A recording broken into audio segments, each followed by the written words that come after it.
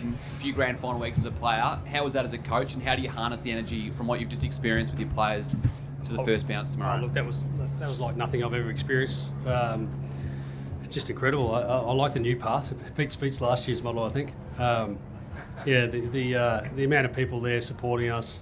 We're not here without our fans. I've said that, throughout our campaign. We want to take our fans along for the journey, and they're here in spades, aren't they? Lots of them.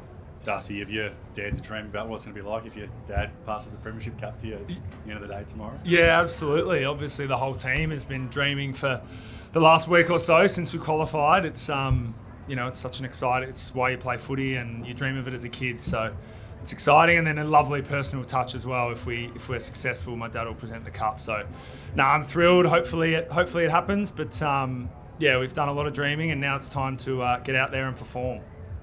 Fags, that was spine-tingling and goosebump stuff this morning when you walked out onto the MCG and got a standing ovation from tens of thousands of Lions fans. What were you thinking? Oh, I don't know what I was thinking. I wouldn't have gone out there if I had known there were that many out there. Just went out to put the cones out, and it looked like there were about 10,000 people there. So it was a great moment. They showed their appreciation for myself and the team, obviously, and it was really uplifting for the boys. There's a lot of Brisbane Lions supporters down here, and there's a lot of Fitzroy supporters still live in Victoria, so I think they're going to be loud tomorrow. Craig, can you talk us through selection, Jack coming into the starting 22? Yeah, we just think Jack can give us a bit of a spark. He's a big game player. He's proven that at Anzac Day. He kicked multiple goals, this year and last year, and we want to give it a little bit more potency up forward, and obviously with Dan out kicking a couple of goals each week, we think Jack can play that role for us. Do you need to kick a couple more goals than what you've done September this game, considering it'd be nice to, wouldn't it? Like, the reality is you kick more goals than the opposition, but we're confident in our defence too. Yeah, we've only kicked 9 or 10 goals each game, but we've kept the opposition to less than that. We defend the ground really well. So you think you can win with 8 or 9 goals again? I wouldn't have thought so. But we've each game represents something differently. But this opposition clearly are potent in attack, and we're going to have to defend the ground well as well. Lucky, there's a lot of Brisbane Lions legends who know how to beat Collingwood at the MCG in grand final day. Have you reached out to any of them? Have they reached out to you and given you some advice? I didn't get a phone call. Other than the one sitting up across from you? I've had a couple reach out, but no tips. They obviously didn't play against this group, so just more well wishes and good lucks. But certainly no tips on how to beat them. They played them 20 years ago, so nothing from them in terms of game plan or whatnot. Well, have you had anyone reach out to you or have you gone silent with them? No, Lee sent me a text earlier in the week, and I'm not sitting here without Lee's influence on me and the lessons that he taught all of us that were involved in that team. But as like he said, 20 years ago is a long time, and this is a new era, and but it's not that part of our history is something you'll never forget. Lockie, can you give us an insight into the strength of the man on your left? I mean, we all know what happened 12 months ago. What have you learnt from him as captain this year? And so can you believe that you're sitting here on grand final eve from where you were 12 months ago? Yeah, well, I think the first thing is leadership through adversity. He hasn't shown any cracks around the group. Been a tough year for him, as we know, but the way that he's led the group from the front, he hasn't let that infiltrate the group at all. We wouldn't even know that it was going on if it wasn't in the media. So that's probably the first thing. But just the relationship I have with him, I'm able to talk to him about footy, anything outside of footy, and he's really guided myself and Harris through this year, along with a lot of other leaders. We got Dane Zorko, who did a great job for years, who we've lent on as well. And some people laugh at the size of our leadership group, but it's been a real strength of ours to have so many great leaders at the footy club. Harris and I, our jobs are so easy with the guys that we have around us. We don't have to do too much. Fakes, you've gone with Dizzy over Jack. Can you tell us how hard that was to make that decision in the end? Yeah, extremely hard decision to make, because Jack's been a part of the team for most of the year. It came down really to match fitness. Jack Payne, leading into this grand final, would have played one game in 5 weeks, and his first full training session was yesterday. And he did really well, but at the end of the day, it's going to be hot out there tomorrow. The body's going to be bashing in pretty hard. Just felt it was a wiser decision to go with the guy that was a little bit more match hardened. Sorry. What do you think has been the most important bit of information you've given the playing group this week about not just tomorrow but the whole leading to the grand final, and you're allowed to say, just enjoy the experience, something really poignant. Something poignant. Oh, that word? I didn't know you had a word like that inside you, Brownie. Look, after the game last week, I said, we're going to try and make this week as normal as we can, but it's not a normal week. So there'll be a lot of things that you don't normally do when you're leading into a game, but just embrace it and have fun and smile about it, because it might be the only time it ever happens in your life. So we fully embraced it in that way. You couldn't wipe a smile off our faces this morning at training and during the parade, even though we got heckled by all those Collingwood supporters out there. It was all in good spirit. It's just a fantastic week to be a part of, and I'd forgotten what 2015 Hawthorn was the last time I'd been involved, and to be back here again, it reminds me of those days and just how good they can be. So we've encouraged our players to have fun this week and enjoy themselves. Charlie Cameron spoke to you guys about maybe a power stance during the national anthem. He did mention that. It didn't go very far. He was tongue in cheek, but he was a part of that, wasn't he? He was when he was an Adelaide supporter, player. It's been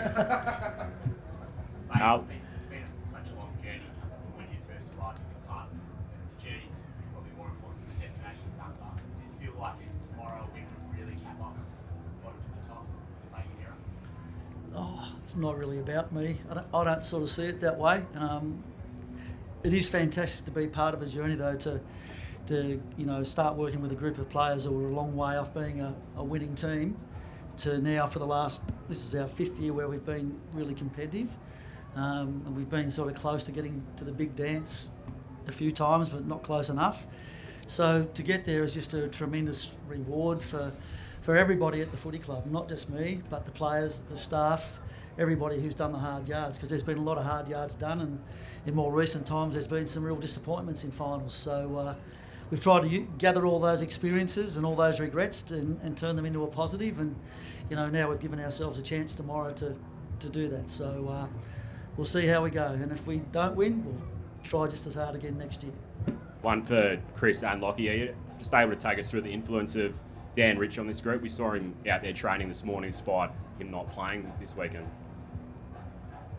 Yeah, Daniel Rich is one of the great team men at our footy club. And he's one of the hard luck stories, unfortunately. He's just had a year full of soft tissue injury and couldn't quite get there to be a part of the team. But from the first day I arrived to now, he's been nothing but supportive. He's so much loved by his teammates for the person that he is. He's a real carer, and you can see from the response of the fans when he kicked the goal there at training today how excited they got and the big cheer that they gave him. And he's dedicated himself in the last 3 or 4 weeks to just be around the team and be a part of the team and encourage everybody so well. Yeah, from a player's point of view, exactly the same really, but I've been lucky enough to share a locker next to him for the last 5 years, and what a lot of people don't see is his cheekiness and his playfulness. He's one of the funniest guys you ever meet. He lights up the locker room, but I feel like in front of the media and out in public he's pretty reserved, so you guys don't see a whole lot of that. But as Fake said, he's a really caring person, a brilliant footballer. So yeah, we feel for Richie that he won't be out there, but he's been a massive part of this journey. And even when I first was thinking about coming to Brisbane, Richie was the first one to reach out, ask Jules and myself out for lunch when we were visiting Brisbane, and sort of guide us through that process as well. So he's been a great friend of mine since day one. Lockie, Fags mentioned about embracing the week and things like that. You were a kid in 2013. So when you get to the day itself, the week's gone, what's your advice for everyone tomorrow as to how to handle the differences with grand final day and the pressure? I've told everyone else to ask Charlie because I can't remember, to be honest. 10 years ago, I was a sub as well, so a really different position for me. But I think once the ball's bounced, the first couple of minutes are pretty frantic. From sitting on the bench, what I remember. But then it's a game of footy at the end of the day, and we've got to try and beat the opposition. So once all the ceremonial stuff and everything at the start's done, we want to enjoy that, embrace that, look around, embrace the crowd, and then it's just a game of footy once the ball's bounced. So try not to think about the result. It's very cliche, but stay in the moment and go out there and give it your best. question for both coaches about the weather. Did the forecast influence your decision to put Lipinski as the sub? And there was a comment made by Graham about his run and his, the fact that he could give you a little bit as the game goes on. Was that a factor in that selection? Yeah, it was to some degree. Yeah, it was. Again, back to the first question around, we thought Jack can influence the scoreboard, but yeah, that certainly influenced some of it. But Charlie, my 7-year-old daughter, said to me, "Dad, it's going to be hot," and I said, "Oh, that's okay." And she goes, "That's okay, Dad, because that's why you got Collingwood a lot of fans, so the players will be pretty cool." So that was a good joke for my daughter, but not so good here. Okay, I won't repeat it. And just following on from that, Chris, do you think the weather can help you? Brisbane, you're probably just generally more used to nice weather than Melbourne people are. Can it be a factor in your favour? It sits around 24 to 30 most days of the year, so yeah, we are accustomed to the warmer weather, albeit we tend to play at night, so it's not that hot, so we're not used to the sun beating down on us, but in terms of adapting to conditions, I think it's favourable to us that we can train in that sort of weather more often than not. Fly, you told Billy a couple of days ago that he'd get the go. What was the conversation like? And do you think giving him those days to get used to the concept of playing in a grand final has helped him? Yeah, I thought it was really important that we get that sort of stuff out of the way. Not don't love you guys, but we were running stories day after day who the replacement would be. So we wanted to get on the front foot with that. Once we made the decision at match committee that he was the guy, we backed the guy in. We bring him to the club for a reason. He can be versatile. He can play down back and he can obviously play forward as well, which he's done a couple of times this year for us. So, a great story for him. With the heartache for others, there's always a good story as well, and that's certainly one of those. Darcy, Craig and the group have spoken a lot about the story. You guys have been on the journey. There were some good challenges towards the back end of the year with player availability and question marks on your defence. How important are those lessons going to be in the real tough moments as a playing group that are going to be inevitable tomorrow? Yeah, absolutely. I mean, it's the other part of tomorrow. Yes, it's a massive game. It's a grand final, but it's the end of our season, and it's been an enormous journey. There's been so many ups and downs, and as a team, you definitely absorb all of those experiences, both the good parts and the parts where you have to really work through. So in many ways, tomorrow's a full stop on a really incredibly rewarding, rich season for us, where we've learned a lot about ourselves as a team, and that's a lot of the time meant some great results and some real highs and some fantastic wins, and as you mentioned, other periods where we had to work through parts of our game. So in a way, it's a little bit sad that this season comes to an end, but like I said, it's been an incredible experience, and it's an amazing group of guys who are going to run out there tomorrow. There's always grand final week, one player that surprises you with the amount that they embrace it. They're pretty quiet, but all of a sudden they come out of themselves. Who's that been? This week? What do you? I'd say Maynard. Probably, actually, yeah. There's a couple. Maynard today, I thought, was best on getting the fans going. He got the Collingwood chant going, but Will Hoskin-Elliott chose Monday's meeting to make a joke for the first time, I think, since he's been at the club, and it absolutely brought the house down. What was the joke? Honestly, can't even remember it. But I think most people were just laughing at the fact that he said something. It was about Geordie when he ran on the ground That's after right. the siren. And he's, so we took a bit of fun out of that. But yeah, didn't expect Will to say it. And it absolutely brought the house down. So I think just, like I said, I think it was just more shock that it came from him and that it was a great joke that landed. Yeah. From the highs to the lows, can you talk through the role that Taylor Adams will still play, even though he's not out there? Yeah. It's another one of those hard luck stories, isn't it? It's devastating for Taylor. He's someone who is probably one of the more dedicated teammates that we've got. He just gives so much to the team, and I think he plays on the edge, as you guys can all see. He's got incredible intensity and appetite for the contest. So it's really, hard luck for him and bad timing that he's hurt his hamstring for this game. But he's played an important role all week in helping us prepare. He's a great footy mind, but he'll be there in the rooms and he'll be there supporting us, and he'll be there after the final siren, whatever the result is. And that's in some ways the most important thing about a team, is that you're there for each other. So, I'm really looking forward to that from him. Darcy, in jest or otherwise, did you and Dad sort of talk about when you got made captain the possibility that one day he might give you a premiership cup? No, we didn't speak about it. No, so it was a nice welcome surprise. The news. So yeah, it's exciting. What was the first conversation when you found out? Did you give him a call?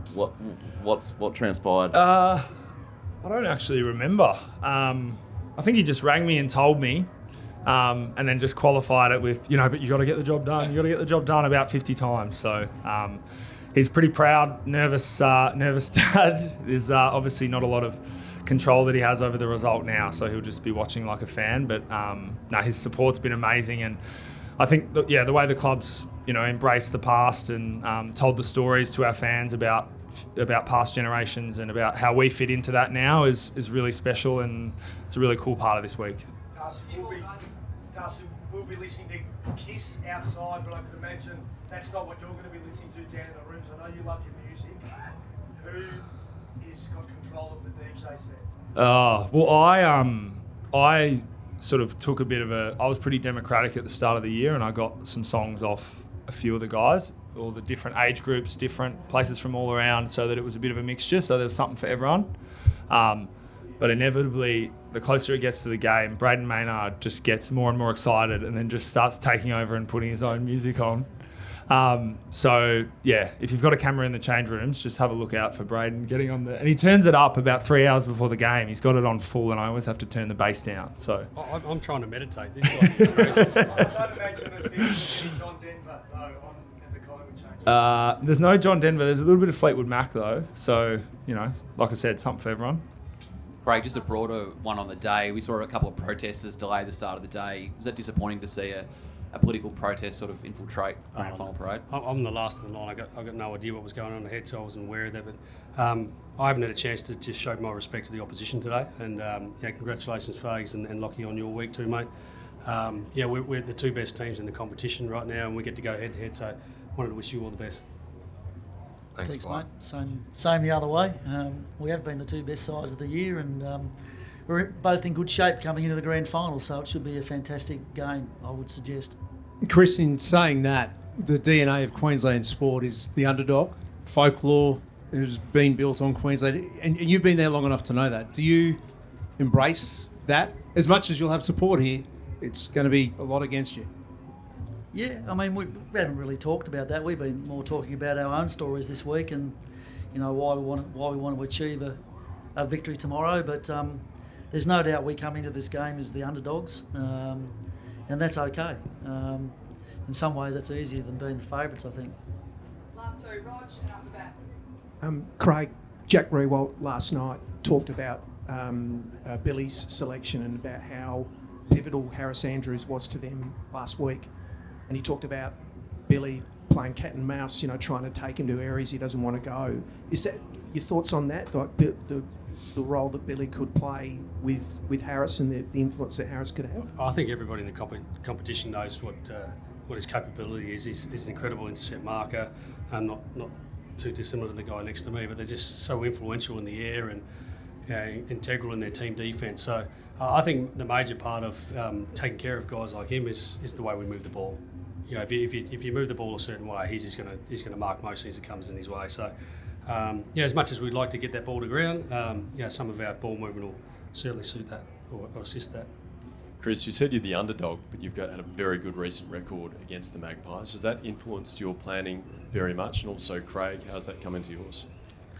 When we played 5 or 6 weeks ago at Marvel Stadium, I don't think we've played each other at the MCG yet. I think that might have happened in my first year. I think it's a different matter there. That's their home ground. They play there on a regular basis. Our record has been talked about a lot there. Despite that, though, I feel like in more recent times we've really improved our performances at the ground. We won a final there last year, and it's grand final. I don't think you care where you're playing on grand final day, so we'll be giving it our best shot.